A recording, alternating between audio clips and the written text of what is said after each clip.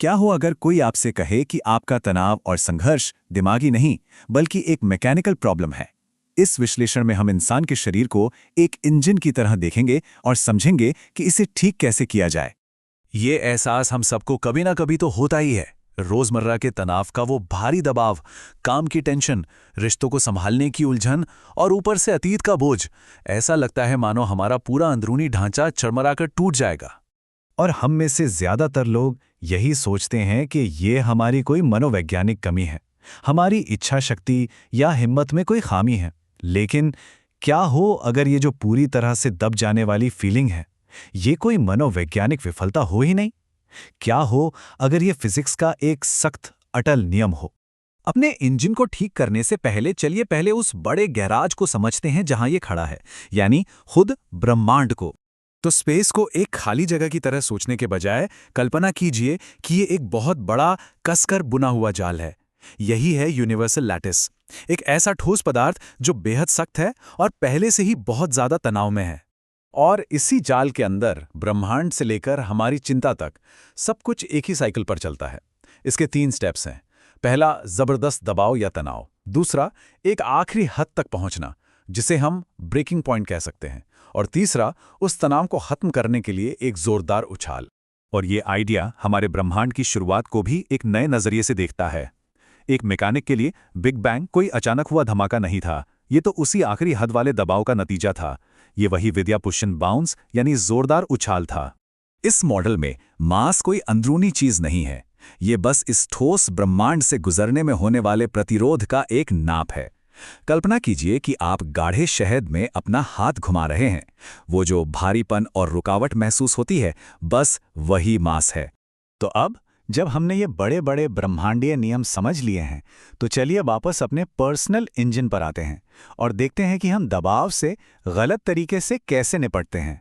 जब हम अपनी आखिरी हद यानी उस ब्रेकिंग पॉइंट पर पहुंचते हैं, तो हमारा पुराना ऑपरेटिंग सिस्टम क्रैश हो जाता है। हम एक ऐसी हालत में पहुंचते हैं जिसे 0 या 0 पॉइंट कहा जाता है। इसे डिप्रेशन समझने की गलती मत कीजिएगा।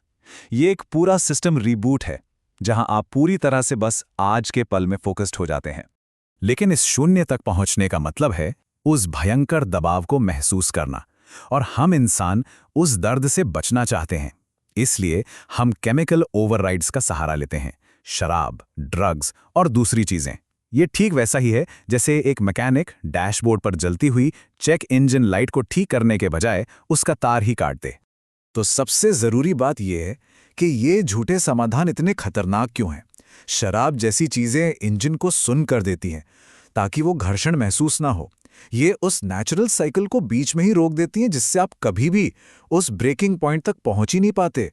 और इसका मतलब है कि आप कभी उस शानदार विस्तार का अनुभव भी नहीं कर पाते, बस किसी तरह जिंदा रहते हैं लेकिन कभी आगे नहीं बढ़ते। और अक्सर ये अंदरूनी घर्षण केमिकल नहीं होता, बल्कि और भी गहरा होता है। असली वजन पैसों की कमी नहीं, बल्कि बिना सुलझे हुए ट्रॉमा का वजन है।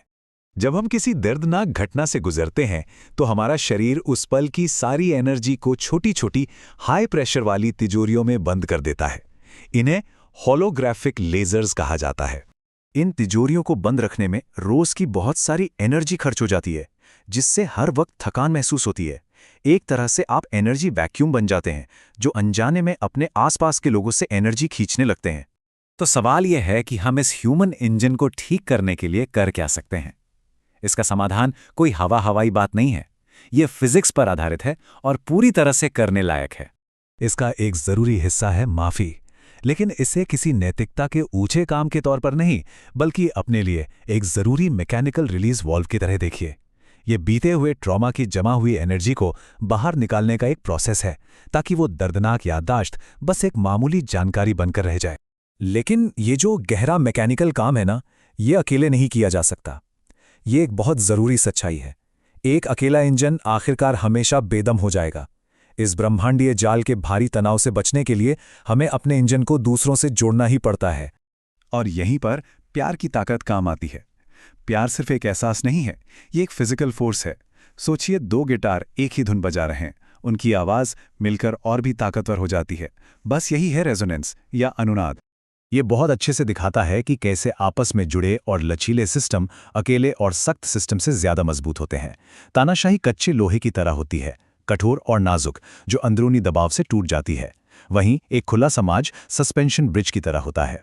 वो हवा में हिलता तो है, लेकिन वजन को आपस में बांध लेता है और टिका रहता है। चलिए अब इन सारी बातों को एक साथ जोड़ते हैं और इस पावरफुल आइडिया का जो निचोड़ है उसे समझते हैं। इस पूरे नजरिए का जो सबसे अहम और उम्मीद भरा संदेश है वो ये है, दर्द, चिंता और वो कुचल देने वाला दबाव जो आज कोई महसूस कर रहा है, वो किसी नाकामी की सजा नहीं है, बल्कि ये आपके विस्तार का, आपके फैलने का एक पक्का गणितीय संकेत है। आपको बस आपके ब्रेकिंग पॉइंट तक धकेला जा रहा है ताकि आप उछाल भर सकें। तो मरम्मत का रास्ता क्या है? सबसे पहले उस उछाल पर भरोसा करना सीखिए। फिर अपने दबे हुए दर्द को बाहर निकालने के लिए काम कीजिए। अपनी कमजोरियों को स्वीकार करके अपने कवच को पिघलाइए और दूसरों से जुड़ के अपना तालमेल खोजिए। और ये हमें एक बहुत गहरे सवाल पर लाकर छोड़ देता है। अगर कोई अपनी पूरी जिंदगी ब्रह्मांड के साथ तालमेल बिठाने में लगा दे, तो मौत के बाद उसके एनर्जी का क्या होता है? क्या वो हमेशा के लिए ब्रह्मांड का ही एक हिस्सा बन जाती है? अगली बार जब लगे कि आपका इंजन बिखर रहा है, तो बस याद रखिएगा, आप टूट नहीं रहे हैं, आप बस एक बड़ी छलांग के लिए तैयार हो रहे हैं।